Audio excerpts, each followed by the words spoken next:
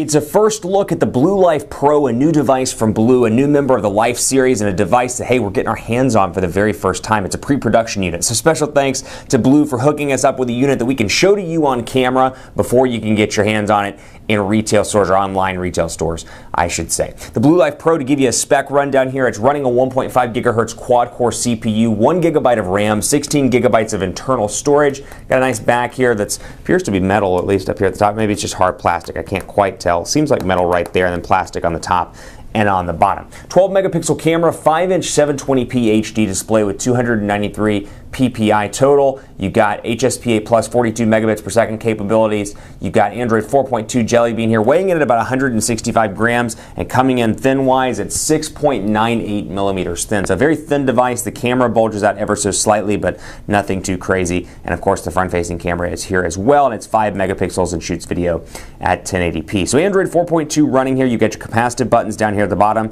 home, back, and then menu here over on the left side. So a couple of different options there. On the right side, you've got your SIM card slot rather. On this side, you've got power button, volume rocker. Up top, you've got a 3.5 millimeter headphone jack, micro USB charging port, and nothing down at the bottom. So really a svelte, good looking device. And yes, it doesn't have 2 gigabytes of RAM. And yes, it doesn't have 32 gigabytes of internal storage, but the real win here for consumers, the price point. So perhaps you're looking at a prepaid plan for you or a loved one, or maybe you dropped your phone and you don't want to spend $700 at a retail store for it. Blue's got some great options for you where they pack reasonable specs like a quad-core CPU at a really nice price point. So you can obviously see Android 4.2 running here, and Blue has made some minor customizations. You see it in messages, for example, where when I go in here, I've got this little emoticon option over here, a little bit of a customization there, and of course just swiping through in menu, we'll go into settings, for example, and you can see a couple of different Blue tweaks here in the menu. One of my favorites, rather, display. We'll go in here and we'll go to theme. I can change the theme around, change it from default to mint, which green is my favorite color. How convenient.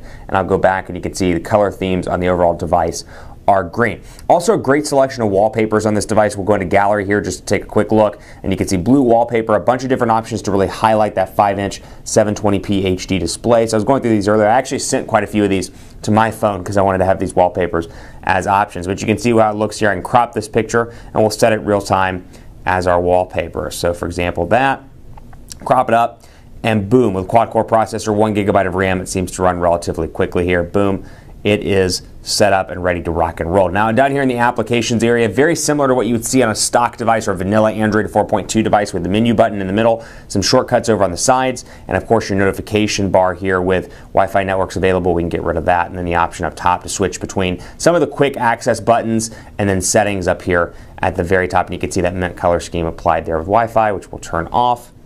And then of course storage. Let's take a look and see how much is available out of the box. Total storage space available, you've got about 9.38 gigabytes on the phone storage, and then over here on internal storage about 3.66 gigabytes. A total about 12 gigabytes of available storage of that 16 gigabytes that comes on the device out of the box. So 5-inch display here, a great nice middle ground for a lot of different people. Maybe you don't want that 5.7-inch display or the 6-inch display or the 5.9-inch display, but the iPhone's just a little bit too small for you. This could be a great unit for you for content consumption, browsing, typing, doing things like that. Still very pocketable, can fit your hand pretty easily around it, but gives a nice enough screen where you can have some of that content consumption opportunity and still rock and roll. So you can see the mint color theme here in the phone contact area as well, or the phone dialer area I should say as well, and you can see here some Blue customizations. This is not vanilla Android, at least the look and feel is not very vanilla Android. You've got the green color scheme, obviously, video call capabilities, you've got the ability to hide the number keypad if you want to, and then of course dialing a number pretty quick and pretty easy as you would expect. Also over here,